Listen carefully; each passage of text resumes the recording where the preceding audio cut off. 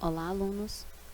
Dando continuidade aos nossos estudos sobre farmacologia, primeiramente gostaria de recapitular com vocês que até o momento nós estudamos interação fármaco-receptor, vias de administração e farmacocinética. Hoje nós iremos abordar a farmacodinâmica. Dentro dos estudos da farmacocinética, nós observamos que esse fármaco então precisa ser administrado, e uma vez que ele é administrado, ele necessita ser absorvido, distribuído. E dentro desses processos de distribuição, nós teremos aí uma concentração do fármaco no sítio de ação, ou seja, no local de ação. E quando há então essa concentração do fármaco no sítio de ação, nós temos então aí o efeito farmacológico, que consequentemente irá gerar uma resposta clínica. Essa resposta clínica ela pode ser efetiva, como também pode apresentar aí uma toxicidade. Como eu já havia comentado com vocês, todo fármaco, por mais seletivo que ele seja, ele sempre vai apresentar aí seus efeitos desejáveis, né, e seus efeitos adversos, a toxicidade. Então, quando nós estamos falando de resposta clínica e, consequentemente, de efeito farmacológico, nós estamos aí abordando farmacodinâmica. Bom, o fármaco então chegou no local de ação, gerou aí uma resposta clínica. Dentro dos processos da farmacocinética, esse fármaco então deverá ser metabolizado e eliminado, certo? Mas vamos focar aí na farmacodinâmica. A farmacodinâmica, então, é o estudo dos efeitos bioquímicos e fisiológicos dos fármacos e, consequentemente, dos seus mecanismos de ação. Vamos fazer um adendo nesse ponto. Não sei se vocês estão se recordando, mas nas nossas primeiras aulas, quando nós estávamos trabalhando em relação à interação fármaco-receptor, eu usei vários exemplos para vocês. E dentro desses exemplos que nós trabalhamos, eu cheguei a comentar também, para recapitular e também trazer à memória aquilo que vocês já vêm estudando aí dentro da morfofisioquímica, a relação da acetilcolina com o seu receptor, que nesse caso nós estamos falando do receptor nicotínico. Lembram-se lá do processo da contração muscular? Quando a acetilcolina ela se liga aos seus receptores nicotínicos, ocorre então aí a abertura dos canais de sódio. E o fato de levar à abertura desses canais de sódio gera-se então aí uma despolarização da membrana e, consequentemente, como resultado, ocorre então uma contração muscular. Bom, todos esses estudos, eles são extremamente importantes. Conhecer como o organismo funciona é extremamente importante porque, baseado nessas evidências fisiológicas, bioquímicas e moleculares, é então possível instituir uma terapia farmacológica. Então, a partir desses conhecimentos de interação fármaco-receptor, nós conseguimos então definir a ação dos fármacos e dos seus mecanismos de ação, consequentemente. Segundo ponto da farmacodinâmica é que ela é base para o uso da terapia racional dos fármacos. Então, nós vamos utilizar os fármacos de acordo com as necessidades. Como eu já havia comentado com vocês lá nas primeiras aulas, o fármaco ele não vai criar nenhuma situação no nosso organismo.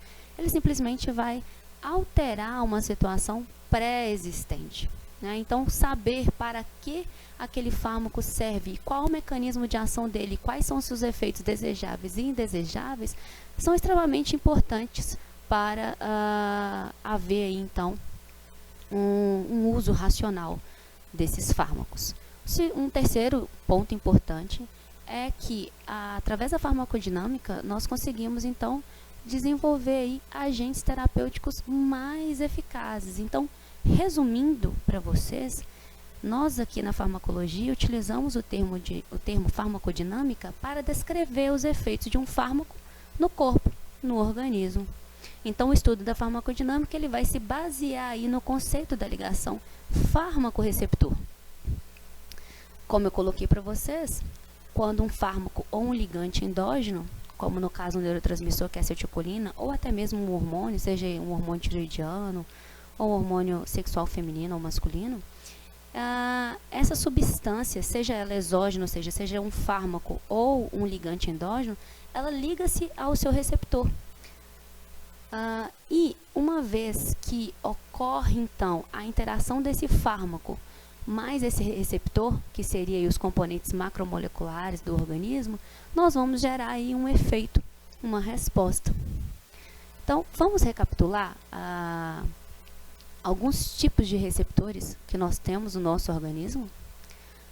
Bom, lá nas nossas primeiras semanas de aula, nós falamos que os receptores farmacológicos, normalmente, eles são estruturas proteicas.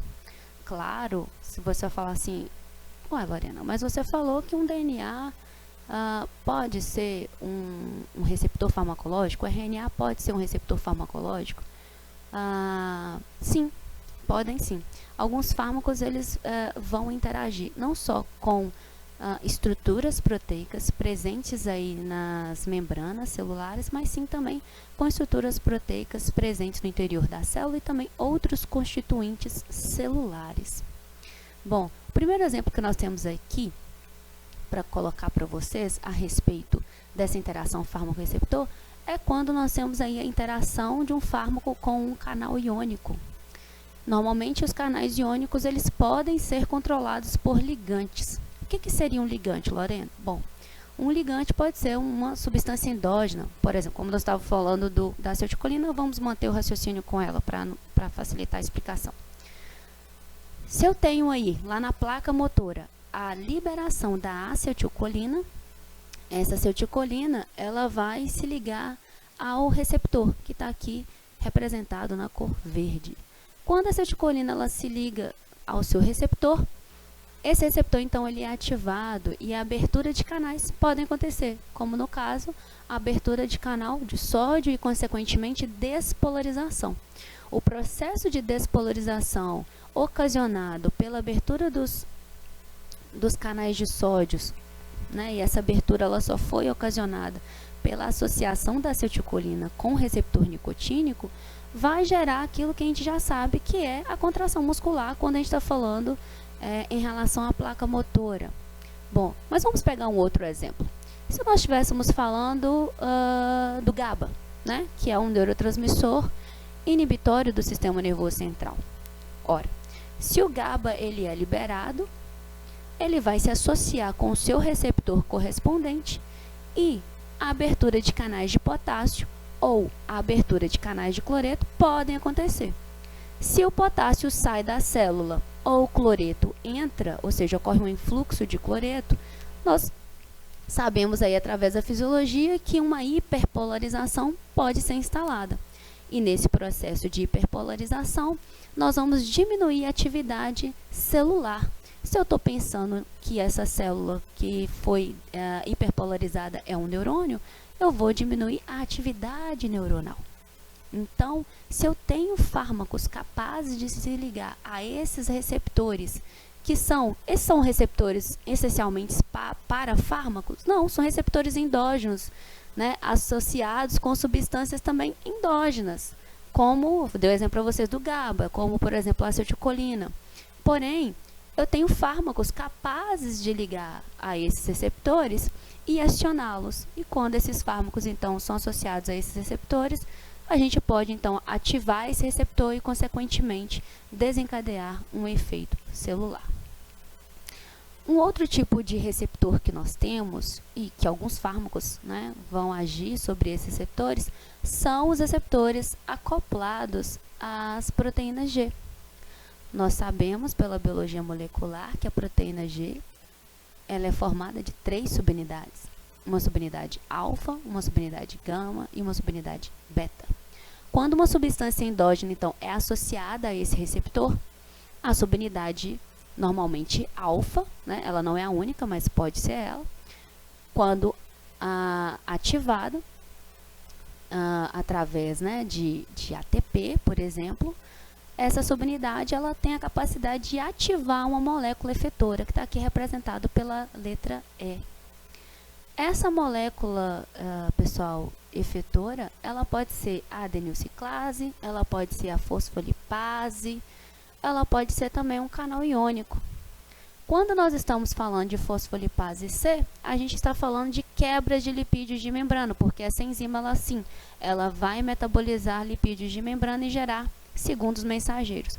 Um dos segundos mensageiros gerados pela fosfolipase C é o inositol trifosfato, que tem a capacidade, então, de liberar íons de cálcio. Tá? Isso é extremamente importante para os efeitos celulares. Quando nós temos, então, o efetor sendo a adenilciclase então, é capaz de fosforilar, de acionar segundos mensageiros e ocasionar, então, a fosforilação de proteínas, o que também vai desencadear aí efeitos celulares. Se nós estamos falando de canal iônico como efetor, esse canal iônico ele pode ser sensibilizado, ou seja, ele pode ser aberto e, consequentemente, proporcionar o influxo de íons. Todas essas ações, obviamente que elas não acontecem, né?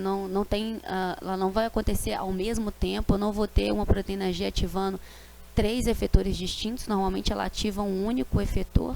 E quando ela ativa esse efetor, um desses 3 caminhos podem ser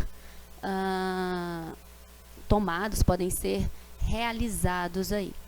E aí nós temos alguns exemplos a respeito disso. Nós temos, por exemplo, a associação da acetilcolina com seus receptores muscarínicos, mas um outro exemplo muito importante e interessante que eu já havia colocado para vocês quando nós estávamos trabalhando a interação fármaco-receptor é a respeito aí da associação da noradrenalina com seus receptores. Um bom exemplo que podemos colocar a respeito dessa interação fármaco e receptores associados à proteína G, como havia comentado com vocês, é em relação ao sistema nervoso autônomo, não só parasimpático, como no caso aqui do simpático. Vejam bem, vamos pegar aqui o alfa-2. O receptor alfa-2, se a gente for observar a relação dele lá no tecido nervoso, nós vamos observar que, quando acionado, nós vamos ter uma diminuição da liberação de norepinefrina. Isso acontece porque esse receptor alfa-2 está associado à proteína G, uma proteína G inibitória. E quando a norepinefrina se liga a esse receptor alfa-2, ocorre então a ativação dessa proteína G e, consequentemente, do efetor. Nesse caso, o efetor é um canal iônico, um canal de potássio. E, consequentemente, ocorre a saída de potássio da célula neuronal. Quando ocorre essa saída de potássio da célula neuronal, nós temos então aí um efeito de hiperpolarização. Consequentemente, o neurônio entende que está suficiente a norepinefrina na fenda sináptica e que não há mais necessidade de liberar. Prosseguindo aí ao terceiro tipo de receptor, são os receptores ligados às quinases. Um exemplo de receptores associados a quinases são receptores de citocinas. Quando essas citocinas, então, que fazem parte do sistema imunológico, se ligam aos seus respectivos receptores, um acionamento intracelular através da fosforilação de proteínas ocorre para o desenvolvimento dos efeitos celulares. E por último, porém não menos importante, nós temos os receptores nucleares. Esses receptores, eles agem em conjunto, como o nome diz, com o núcleo, né, para a ativação da transcrição gênica. Um bom exemplo que nós temos aí são receptores de estrógenos e também receptores dos hormônios tiroidiano, no qual aí, quando associado à substância endógena, por exemplo, ocorre a transcrição gênica ou transcrição de gene para, em seguida, a síntese de proteínas, consequentemente, para desenvolver os efeitos celulares. Bom, se nós formos olharmos em relação ao tempo, nós vamos ver que os canais iônicos, eles agem, né, numa escala de tempo muito curta, no caso milissegundos. Quando a gente está falando aí de receptores acoplados à proteína G, nós temos aí a escala de tempo em segundos, receptores ligados às quinases em horas e receptores nucleares também em horas.